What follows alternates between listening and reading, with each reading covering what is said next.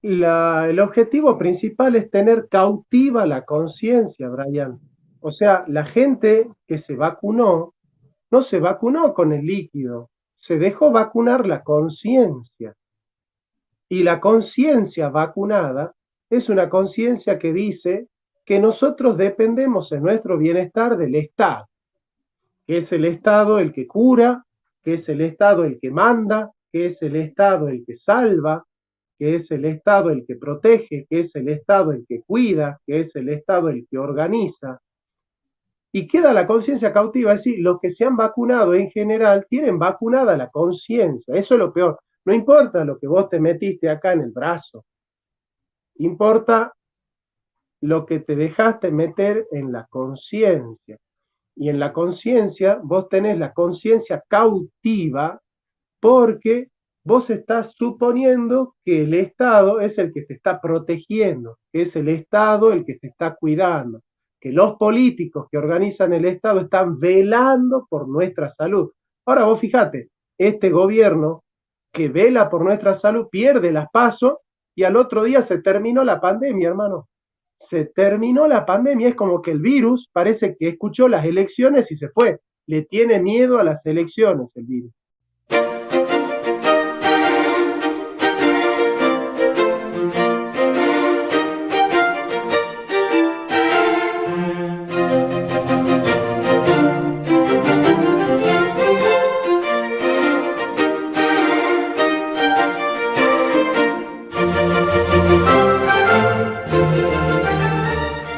Muy buenas tardes a todos, mi nombre es Brian Ezequiel Rearte, estoy acompañado con mi querido amigo y profesor Jonathan Ramos. Él es oriundo de Salta, así que vamos a darle un saludo al norte de Argentina. ¿Cómo estás, Johnny?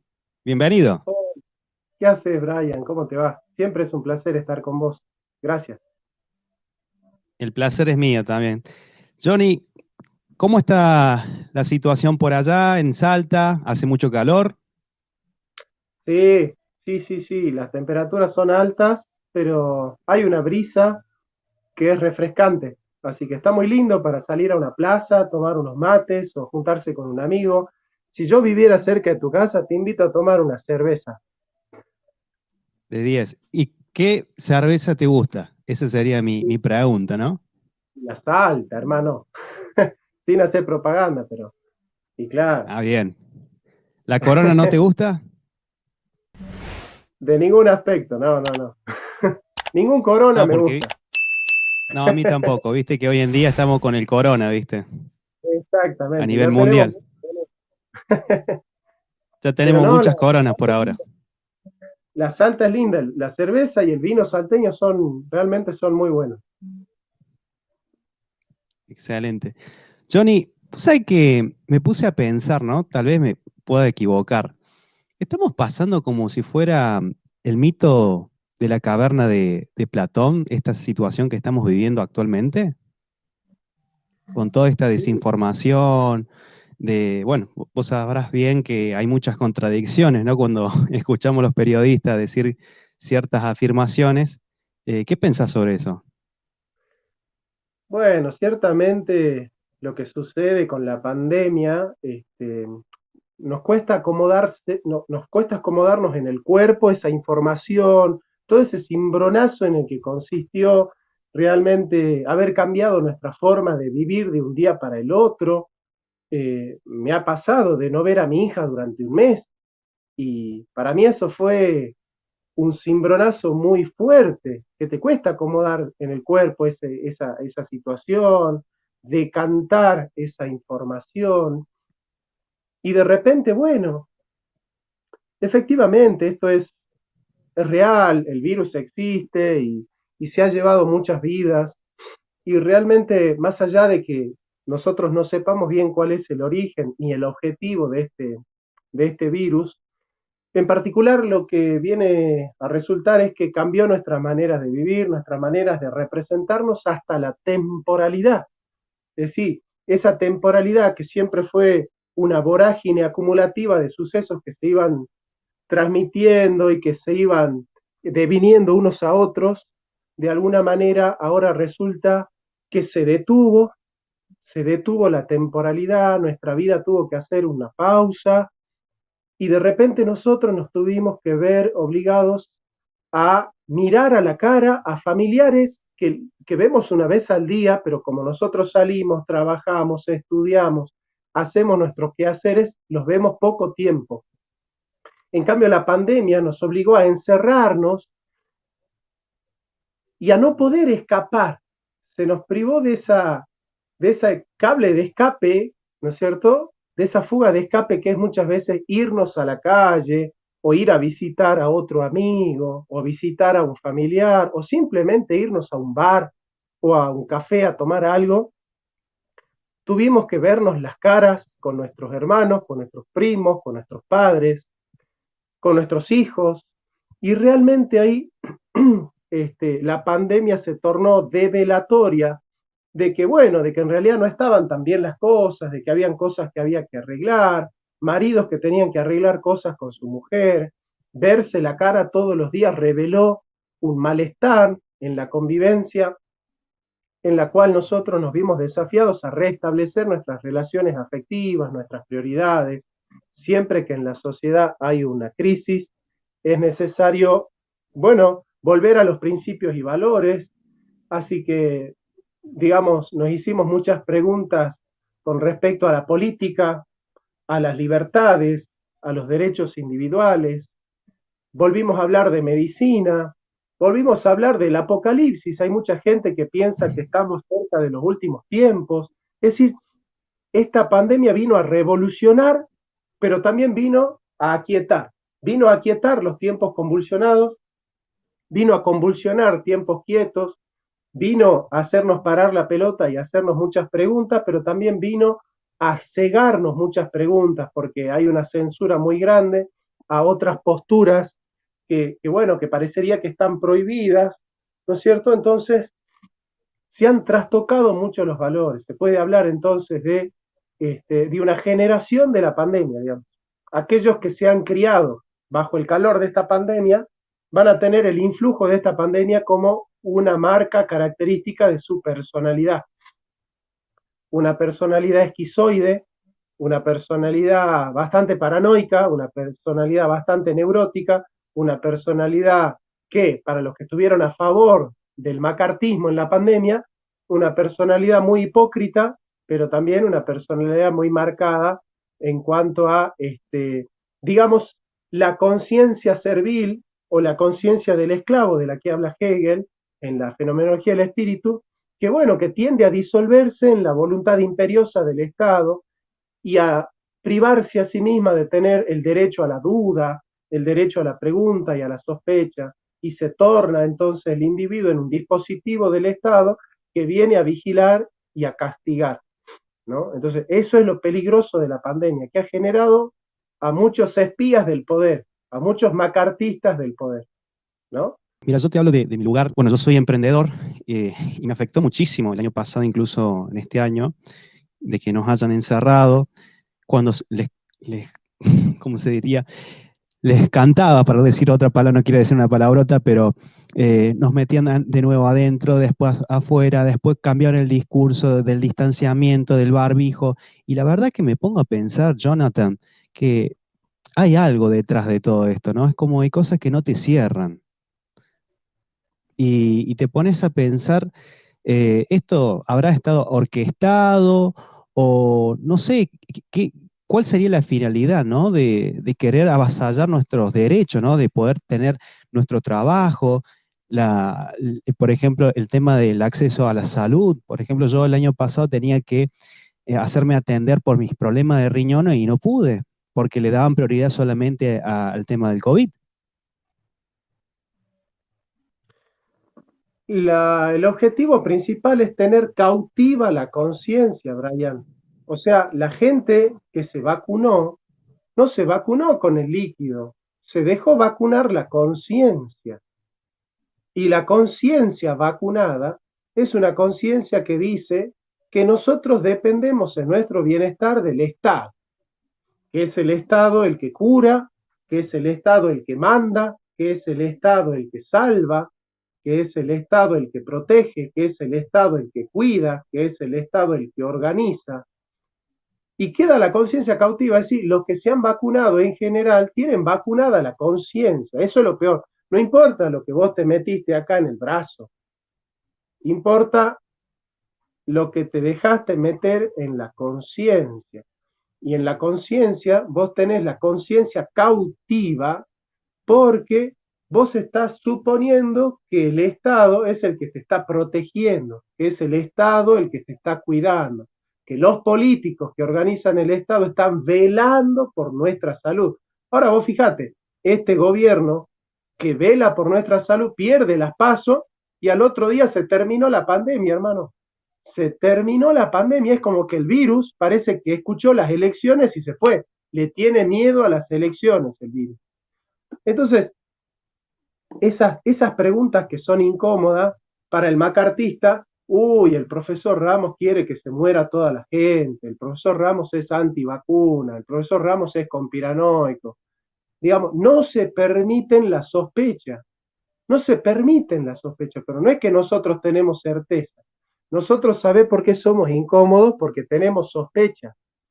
Y el que se ha vacunado, se ha dejado vacunar la conciencia y ya no tiene sospecha, ya no tiene dudas, porque permitirse el hecho de dudar de la pandemia y de dudar de todo lo que hay detrás implica que él es un estúpido que se está vacunando, es decir, que él es un estúpido en el sentido de estupefaciente. La palabra estúpido viene de estupefaciente, que significa tener la conciencia cauterizada. ¿Y qué es lo propio de la conciencia? Dice Descartes, la duda. La duda es una actitud de la conciencia. ¿Por qué? Porque la conciencia te dictamina que no todo lo que se dice es verdad, que no todos los relatos, por más que sean oficiales, son verdaderos. Y eso lo explica muy bien Foucault. Foucault, en Historia de la Locura en la época clásica, muestra cómo a través del uso médico se utiliza el criterio médico para controlar la vida de la gente. Porque claro, si yo te digo a vos, Brian, portate así, comportate como yo te digo, porque si no vas a ir al infierno. Y la verdad que eso ya no es un dispositivo de poder. El miedo al infierno ya no mueve a la gente a hacer lo que el poder quiere. En un momento sí lo hizo. Ahora ya no es el discurso religioso un dispositivo de poder, pero sí el discurso médico. O sea, el discurso médico suplantó el discurso religioso. Entonces, ese poder pastoral que antes estaba en la iglesia, ahora está en la medicina. Y yo te digo, Brian, comportate como yo quiero, porque si no vas a enfermarte y vas a morir. Ese discurso sí, es un discurso de poder. ¿Por qué? Porque hoy ese discurso prende en la sociedad, prende en la sociedad. ¿Y cómo prende? A través del miedo, a través del miedo. Entonces es importante que el dispositivo de poder instale el miedo en la sociedad para que la sociedad, por miedo a morir, delate al compañero, delate al amigo, delate al vecino. Bueno, esa sociedad delatora, ese culto a la delación, al macartismo, tiene que ver con una persona que tiene miedo, es decir, con una persona que no se permite dudar. Aquel que duda, aquel que se pregunta, aquel que se cuestiona, es enemigo de la sociedad, no tiene empatía, es un irresponsable. En cambio, ellos, que son los dispositivos del poder, son los que disponen a la sociedad, es decir, lo que transmiten la voluntad soberana del poder de turno que ya no tiene al Estado como una fuente, sino como un resorte.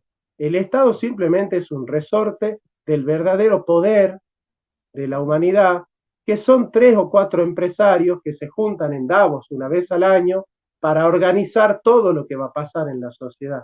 Los planes educativos, los modelos culturales, los modelos económicos, políticos, los derechos humanos, deciden las guerras y el Consejo de Seguridad de las Naciones Unidas, si aprueba las guerras son buenas, y si no las aprueba, son malas. Curiosamente, los 5 países del Consejo de Seguridad de las Naciones Unidas que tienen derecho de veto son los 5 países que producen armas en el mundo. Es decir, el Consejo de Seguridad que dictamina qué guerras son justas y qué guerras son injustas, son los 5 países que producen armas en el mundo. Bueno, en ese mundo estamos viviendo. Y que es paradójico, ¿no? Digo que fabricando son miedos para conducir al corral, ¿no? A donde ellos quieren que vayan. Y cuando vos despertás, te das cuenta de que no están funcionando las cosas como deberían ser, como decías vos, te tildan de loco, antiderecho, antivacuna, antiaborto, entre otras cosas más, ¿no? Te dan tantos descalificativos que ni siquiera quieran escuchar las razones por el cual uno piensa de esa manera, ¿no? Ellos quieren imponerte. Digo, ni siquiera tienen en consideración la filosofía, y eso es un tema que vos manejas, Jonathan, y me pregunto, ¿por qué será que la sociedad menosprecia la filosofía? Porque la filosofía te, te obliga a salir de la conciencia cauterizada, de la conciencia sometida. Descartes, en su famoso libro El discurso del método, comienza diciendo, bueno, yo voy a dudar de todo. Mi método filosófico va a consistir en dudar de todo. No me vendan más buzones, ¿eh? Porque hoy nosotros tenemos a los medios de comunicación que son los que instalan la agenda de lo que está bien y lo que está mal. Ahora, la moral depende de las usinas de la opinión pública. Y lo que hace Descartes es apagar ese televisor. Apaga ese televisor y comienza a dudar. Y dice, yo me voy a permitir sospechar de todas estas verdades y voy a tratar de discernir cuál es la verdad, pero lo voy a hacer desde la libertad de mi conciencia, desde mi propia subjetividad. Entonces, apagar ese televisor del dogmatismo, apagar ese televisor de las verdades incuestionables y darse el derecho y la posibilidad de dudar, es muy peligroso. Es muy peligroso porque es un sujeto que ya no está disponible para ser un dispositivo del poder, para ser un engranaje del poder. A partir de ahí, él dejó de pertenecer a la masa y comenzó a pertenecerse a sí mismo. Y un sujeto que se pertenece a sí mismo es muy peligroso porque un sujeto que piensa por sí mismo devela a los otros como manada. Es decir, no son peligrosos los 100 que están en la caverna, sino Sócrates, que es el que salió de la caverna. ¿Por qué? Porque Sócrates, al salir de la caverna, está revelando con su subjetividad que todos los otros están adentro. Es decir, nadie está dentro de la caverna si no hay alguien que esté afuera. Solo hay un adentro cuando hay un afuera. Entonces, cuando hay alguien que sale afuera, revela que los demás están adentro. Entonces, en esa dialéctica del adentro y el afuera, la conciencia de masa, la conciencia social, necesita que todos estemos adentro para que no haya un afuera, porque si no hay alguien que esté afuera, nosotros tampoco estamos adentro. Entonces, ese es el temor que se le tiene al que piensa por sí mismo, porque el que piensa por sí mismo es un sujeto, y el que piensa por lo que dicen los medios de comunicación ha caído en lo que Heidegger le llama la avidez de novedades, las Neugierigkeit, las habladurías, el se dice que hay que ponerse esto, se dice que hay que opinar tal cosa, se dice que hay que asumir tal ideología, se dice que hay que, se dice, a mí no me consta que sea así, pero se dice que sea así y se toma como cierto lo que se dice. Cuando el hombre se ha disuelto en las habladurías, ha perdido su autenticidad y cuando ha perdido su autenticidad, ha perdido su libertad. Entonces, el sujeto libre es el sujeto que interroga, que cuestiona a los que no son libres. ¿Y quién quiere ser cuestionado en su no libertad? Por eso yo repito, el tema no es lo que te va a poner en el brazo, el tema es lo que vos estás dejando que te metan en la conciencia. Exacto. Yo pienso que estamos conviviendo como la película de Matrix. No sé si la habrás visto, Jonathan. Imagino Claro, que sí. por Va, supuesto. va a salir la cuarta película de Matrix. Y qué curioso, ¿no? Que toda esta ilusión, ¿no? Que nos crean con esta falsa información, cuando no les conviene que la gente sepa la verdad, lo primero que dicen los periodistas, fake news, fake news. Traten de no replicar, de no reproducirlo, pero precisamente el poder siempre ha gobernado a través del miedo, ¿no? De amedrentar al pueblo para que no avance en el conocimiento, en la reflexión. Y es importante de poder tomar clase de filosofía. Yo, mira, voy a ser honesto, voy a ser sincero, digo, antes en mi vida, digamos, cuando era adolescente, despreciaba el conocimiento, no me gustaba leer, no me gustaba leer. Estaba siempre con mis amigos, me juntaba a bailar, a las matinés, después a los boliches, pero era todo giro en torno a lo que el mundo me podía ofrecer, ¿no? El sistema. Hasta que me di cuenta que había preguntas que me hacía y no me podía responder, ¿no? Es como que quedaba ahí la pregunta.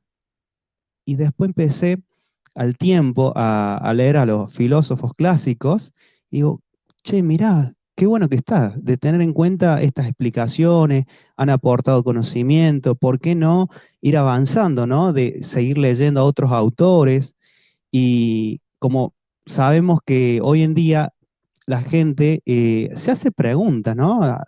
Algunos dirán, bueno, ya las sé todas, pero otros directamente dirán, y necesito tener respuestas. ¿Dónde va la sociedad? ¿Qué va a pasar de acá de un año? Cosas así que la gente se va preguntando. Por lo menos tiempo de pandemia, tal vez la gente está muy desesperada buscando trabajo, otros están buscando, como decía, respuestas y surge la idea de compartir conocimiento, dar cursos de filosofía. Y la verdad que me gusta la idea de que haya gente preparada como vos, como otras personas que están haciendo transmisiones por internet. Fíjate vos que hace un par de años atrás casi no había profesores de filosofía dictando clases, todo era en la universidad, lo presencial, y ahora no, es como una hibridez, si se podría decir, ¿no? Aquellos que están en internet tienen presencia en lo virtual y es bueno de poder llevar el conocimiento no solamente a una provincia, sino a nivel mundial, ¿no? Que el conocimiento pueda ir más allá de las fronteras. Bueno, es un privilegio, pero también es una responsabilidad, ¿no? Nosotros los filósofos estamos acostumbrados a hablar para académicos, yo en particular a hablar a mis alumnos de la universidad, encima mi materia es de cuarto año de filosofía, o sea, ya mis alumnos llegan con un cierto nivel académico y de repente yo me he topado con que uno a veces habla en estos canales y bueno, llega a públicos que no tienen formación filosófica y que no pueden muchas veces descifrar lo que uno está diciendo. Entonces uno tiene que tener esa responsabilidad de a quién le está hablando, cómo estamos hablando, hasta qué punto lo que nosotros estamos diciendo puede ser decodificado por los demás. Y el objetivo de la filosofía y de los cursos de filosofía es justamente brindar al público masivo herramientas conceptuales y metodológicas para que ellos puedan pensar por sí mismos, para que no dependan de lo que alguien les diga cómo tienen que pensar, para que no dependan del criterio ni del Estado, ni del pastor de la iglesia, ni de ningún ser humano, porque como dice la Escritura, maldito el hombre que confía en el hombre. Entonces la filosofía es una herramienta formidable para poder nosotros pensar por nosotros mismos, indagar por nosotros mismos. Y ese es el surgimiento de la libertad. Cuando el individuo apaga el televisor, nace su libertad, nace la conciencia crítica de alguien que dice, bueno, ojo, no todo lo que está saliendo en la televisión y en la pantalla es verdad. Entonces, ese es el valor de la filosofía, emanciparnos, ayudarnos a pensar por nosotros mismos, a ser sujetos autónomos, a ser sujetos que se atreven a pensar por sí mismos, se atreven a saber por sí mismos.